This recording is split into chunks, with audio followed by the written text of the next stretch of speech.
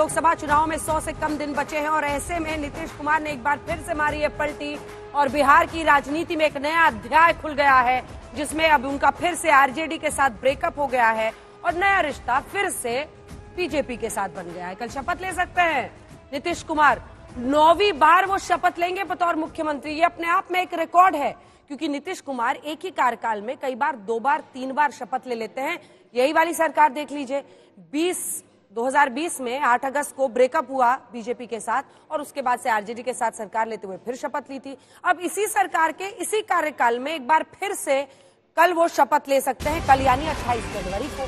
तो एक कार्यकाल में ये तीसरी बार उनकी शपथ हो जाएगी। एक लिया था उन्होंने जब सरकार बनी थी, फिर ब्रेकअप के बाद और फिर अब नए रिश्ते के बाद तीसरा ये उनका शपथ होगी इसी सत्र। करीब 1.5 घंटे से चल रही है बीजेपी के नेताओं की बैठक। सुशील मोदी, सम्राट चौधरी, विनोद तावड़े जो कि प्रभारी हैं, ये सभी मंच पर मौजूद हैं और सामने बैठे हैं तमाम बीजेपी के नेता, विधायक, सांसद, कार्यकर्ता। राजीव प्रताप रूडी को भी आप देख रहे हैं। सभी लोग आज वहां पर बैठक में बुलाए गए हैं और सभी सांसद और विधायक इस बैठक में मौजूद हैं। तो बिहार में मचे सियासी भूचाल पर आज तक की सबसे बड़ी कवरेज जारी है। बिहार में चल रहे राजनीतिक घटनाक्रम पर सबसे तेज, सबसे सटीक खबरें आज तक अपने दर्शकों तक पहुंचा रहा है। एक बार फिर बुलेटिन की शुरुआत इस वक्त की बड़ी खबर के साथ हम कर रहे हैं और बिहार में बीजेपी नेताओं की बैठक जारी है, 1.5 घंटे से जारी है। बैठक से पहले बीजेपी कार्यकर्ताओं ने बिहार में बीजेपी के मुख्यमंत्री बनाने की मांग की है अपनी तरफ से, लेकिन हमारे साथ 2 सहयोगी हमारे इस वक्त जुड़ रहे हैं।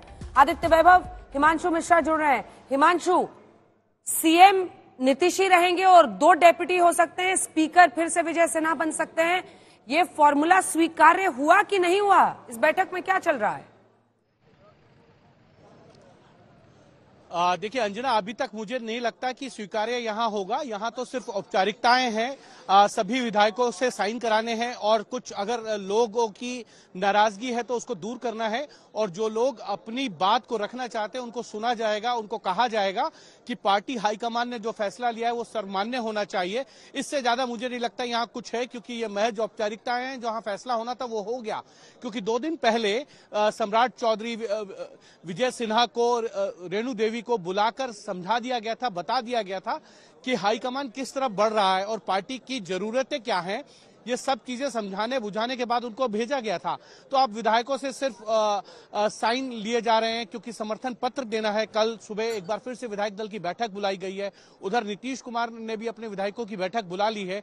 तो ऐसे में समर्थन पत्र की तैयारी और साथ ही साथ जो कुछ नाराजगी है, जो कुछ लोग अपनी बात रखना चाहते हैं, जिन्होंने नीतीश कुमार के खिलाफ पिछले 1.5 साल में मोर्चा खोल के रखा, वो अपनी कुछ बातें रखेंगे। पार्टी हाईकमान की तरफ से विनोद तावड़े आए हैं जो प्रदेश प्रभारी भी हैं, वो उनको समझाएंगे कि देखिए पार्टी के लिए सबसे जरूरी है फैसला मानना। तो फैसला मानिए, आपकी जो बातें हैं, जो कंसर्न है, पार्टी के समक्ष आपने रख दी हैं।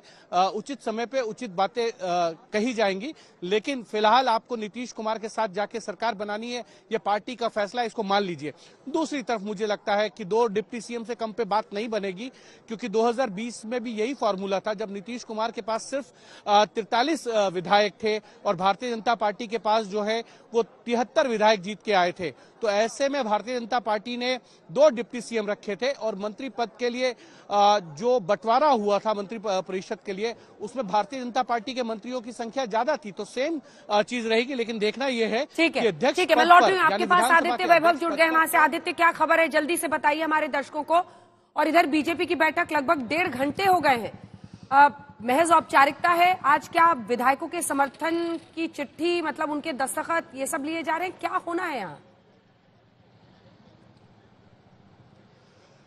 अंजना, जहां तक बात की जाए यहाँ पटना की, तो यहाँ की सियासत काफी गर्माती जा रही है और आपको बताएं कि जो पिछले कुछ घंटों का घटनाक्रम है वो काफी तेजी से बदल रहा है। आपको बताएं कि जिस तरह से तमाम जो बड़े दल हैं यहाँ के, चाहे वो भाजपा हो, चाहे राजद हो या जदयू, यहाँ भारी मंथन चल रहा है। काफी विचार विमर्श और काफी तरह की चर्चाएं चल रही हैं। आपको बताएं कि आज दोपहर में जो बैठक रखी गई थी राजद की तरफ से तेजस्वी यादव के सरकारी आवास पर 5 देश रत्न मार्ग पर, वहां पर साफ तौर पर जो लेजिस्लेटर्स आए थे राजद के, उन्होंने साफ तौर पर लालू प्रसाद को ऑथराइज कर दिया है और कहा है कि पार्टी से रिलेटेड वो कोई भी फैसला लेने के लिए सक्षम है। वहीं दूसरी तरफ आपको ये भी बताएं कि दूसरे नेता अब मुखर होते जा रहे हैं। और सबसे बड़ी बात यह है कि राजद की तरफ से डैमेज कंट्रोल करने की कोशिश की जा रही है, वहीं जदयू और भाजपा ये चाह रही है कि जैसी प्लानिंग है उस तरह से चीजें आगे बढ़ती जाएं। आपको बताएं कि अभी हम खड़े हैं ठीक सीएम हाउस के सामने और यहाँ अंदर अभी